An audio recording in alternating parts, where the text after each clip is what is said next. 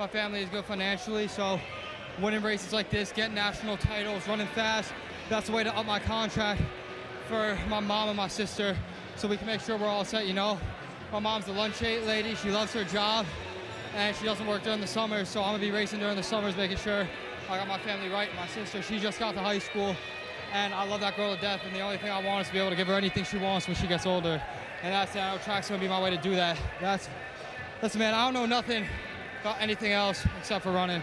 That's it. So I don't know what it is like to be the national champion. I don't know what it's like to be the best in the world yet. So right now I got to focus on being the best in the NCAA. And that's all I got, you know. And I want all the smoke. I want to be beating everybody, you know. I believe I'm the best.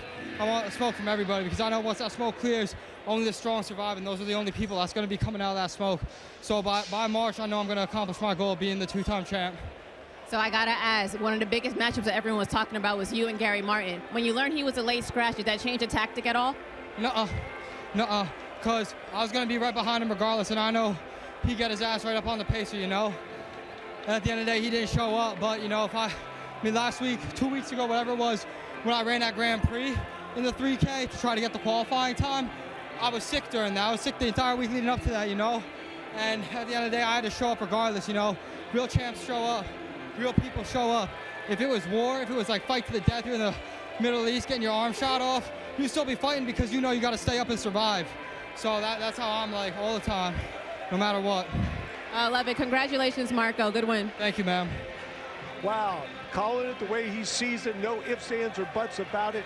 Moving up to number 3 all-time in the collegiate ranks, 734 flat, and he needed every bit of that, Carson, because only won by half a second to the man who's now number 4 all-time. Colton Sands, who pushed him every step of the way, like you said, Phil. And I think, based on what we just heard from Marco, that in a way, this win was humbling for him, because you look at a guy like Colton Sands, who came in 5 seconds off of the pace PR-wise, and he nearly took the win from Marco. Today reminded him that nothing is ever for guarantee, but even in that state, he could still execute and get what he wants. And one of the things that Marco said when he said that the pace was only going to go through the mile. So it tells me a little bit that, okay, it's nice to have the lights there, but we are more interested in that sitting behind a human and taking the pace through, boom, boom, boom, 5 laps, 10 laps, or whatever. And speaking of that, 5 laps in for the 5,000 meter runners, and we have Max Hooper from Lipscomb in front. It looked like just about 2:39, 2:40. Yeah, if not a little bit quicker. They're just outside of 13:10 pace for a 5K, which is tolerable for a select few of them. We did, of course, have that unfortunate scratch with Justin Knight, but there's still a few very notable guys in this. You'll look at Thomas Ratcliffe. He's on schedule here from the Nike Swoosh Track Club. You look at Jack O'Leary of Team Ireland as well. Sean McGordy's there from Nike. He's in the number 3 spot as we look at him right now, and I'm just so glad to see Sean racing here through all that he's been through since a Stanford Cardinal, since repping Team USA on the world stage. Just nice to see him get a good indoor race here at BU. And exactly, and what we and Carson had mentioned about Justin Knight unfortunately being a late scratch. Those athletes who've had unfortunate occurrences in their career, injury or otherwise, it really took them out of that strong upward arch to the top. And Knight was basically out of the game for 4 years. He's coming back. Hopefully it's just a short hiccup in his return, as Max Hooper is stepping up to the right. His day is over as he has led this field through the metric mile coming up. Charles Wheeler, the Briton representing Kip Run, was 5th at the British National Championship in this event last year. His twin brother George will actually be running in the open sections later, so a little disconnection, but a nice connection to establish here as the field starts to spread out. It seems like the pace that was set, only Wheeler and McGordy were okay with it, but now that they're effectively the pacers for the rest of the field, you could sort of sense them coming back a little bit. So again, that was a 4:14 opening metric mile, 1,600 meters for our leader in this one, Mr. Charles Wheeler. Jack O'Leary of Ireland, I mentioned him off the top. He's starting to bridge this gap. He was 5th at the Eurocross Championships at the end of December in 2025, so he knows what it's like to put in those heavy mileage weeks Athletics Ireland TV actually did a little weekly doc of his 102-mile week leading up to Eurocross, so a pretty cool feature to check out, free to watch on YouTube. Let's see if he can bridge this gap ultimately. He could be going after Andrew Coscaren's Irish into a record of 13:12 and change. 2K in 5:18, 100 and plus miles. That's like old school mileage for, usually you hear the 60 to 70 type of thing, but well over 100, that's either a marathoner's type of conditioning program, as Charles Wheeler, still our leader. McGordy in second, open track about 15 meters back to Jack O'Leary. And both Wheeler and McGordy have a little bit varying backgrounds. McGordy started out more as a pure distance runner. He's deviated a little bit to the steeplechase, but Wheeler, interestingly enough, is a British national champion on the roads. We'll see if he can bring home a solid time. He ran his fastest indoor 5K here at Valentine 2 years ago at 13:20:17. It has gone 13:14 outdoors, and that was back in August. All right, Charles Wheeler gaining slight separation over Sean McGordy. You see 1-2, and then the rest of the chase group, our top collegiate runners sitting in third, Dismus Lokira from Alabama.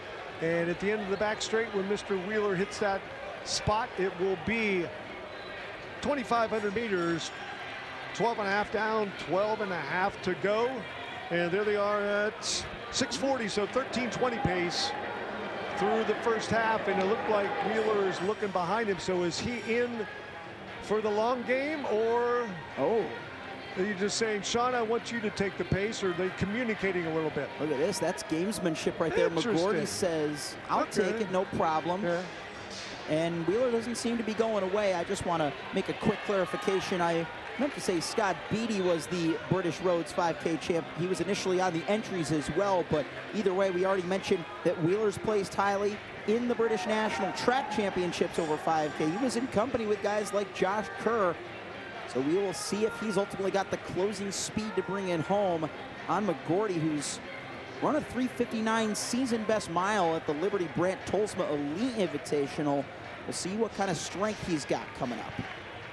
So McGordy and Wheeler are 20+ meters on the field. The Alabama coach urging Lokira to move closer to, even though he's not really on an island since he's the leader of a very long single file chase group. There they are. But he said, you know what, go get them, close the gap now. They're coming up on 3,000 in, 2,000 to go. And in stark contrast to when the pacer stepped off, Jack O'Leary looked like he was trying to bridge that gap, but since has realized that that might have been a bit too taxing for his liking, so he settled back just ahead of Tomer Tarragano of North Carolina, and the entire rest of the field is all strung out. All it will take, Phil, is just one hard move for somebody to get back in this race to go and reel in the top two. Just a smidge over 8 minutes. They are on 13:20 pace. But again, still that big gap between first and second, McGordy and Wheeler. And the rest of this field, again, mostly collegiate runners, even though we'll throw Jack O'Leary into the mix in the number 4 position, the Irish distance runner. Tarragano from UNC Chapel Hill. It looked like he was giving a look at the outside shoulder of O'Leary. And yes, he did. Moves up into number 4. A big look by Charles Wheeler that time, just to see where those young guys are. Safe to say that the early front running took something out of him, and right on cue, the pace is starting to almost accordion between the top group and the chasing group. That gap is a little bit less than half as large as it once was. You can definitely hear the railroad train back in the distance coming. The train is coming, and they are chasing down Sean McGordy and Charles Wheeler.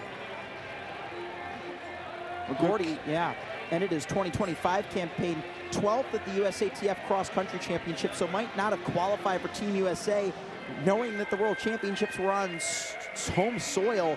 Not an exact opportunity that a Team USA athlete would want to miss. So McGordy's running hungry out here, but can he shake this field? They are looking full of run right here.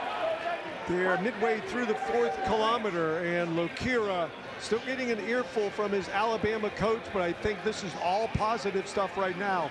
He is really looking fresh, and there he goes. Maybe it was move at the other end of this oval.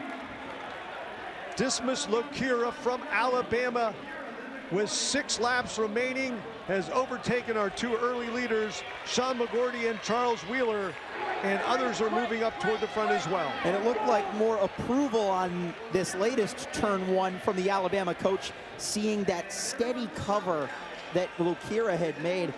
He's had a solid indoor season thus far, although this is his first time running this event. Has run 13:25.16 for a collegiate best. That came all the way back at outdoors during the Stanford Invitational. Has mainly focused on the 3K and the mile up until now, but could be looking for a new friend in the 5K.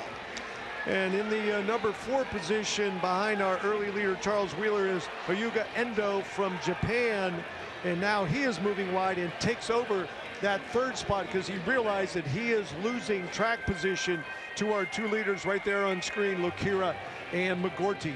But you got to admire Sean's patience here and composure. It was just like what we saw earlier when he was latched onto Wheeler, and even though Wheeler's been dropped for the moment, shuffled into the mid-pack, McGorty, his expression, his game plan, none of it has changed at all. We've got a few other guys trying to move up there. You mentioned Hyuga Endo of Japan and the matching Nike kit to Sean McGorty. He's joined him to give him some pressure from behind. But we'll see what these final few and a half laps behold. So Lokira has run a couple 4:04, 4:05 miles this winter on the banked oval down at Clemson and also down in Louisville.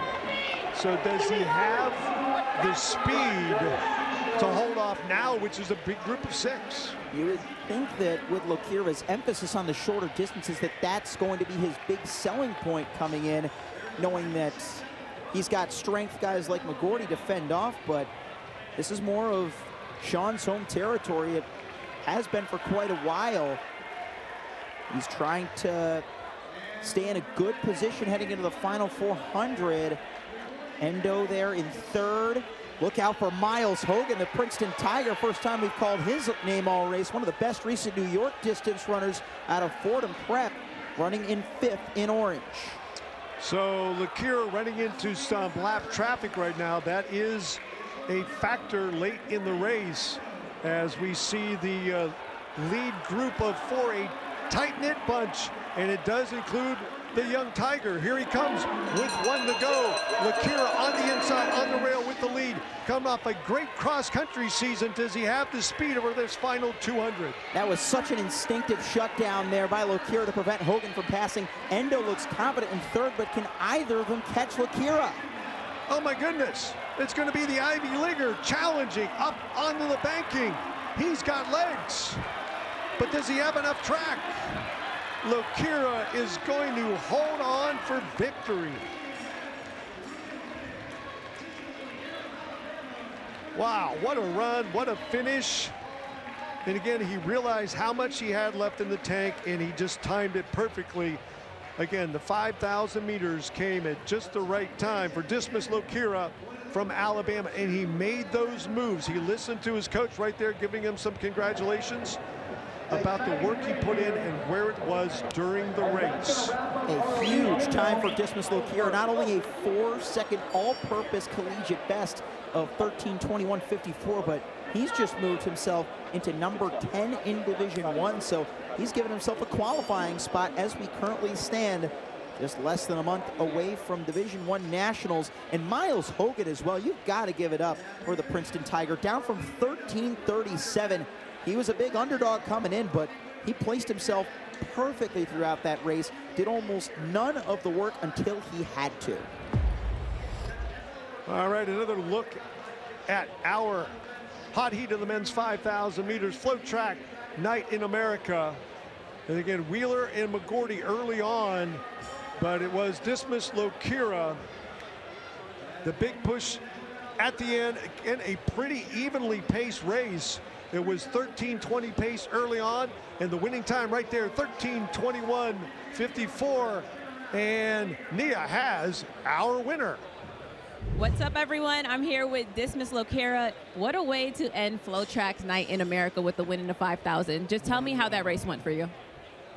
The race was a little bit hard, but I stepped up and tried to win this. And later on, I won this.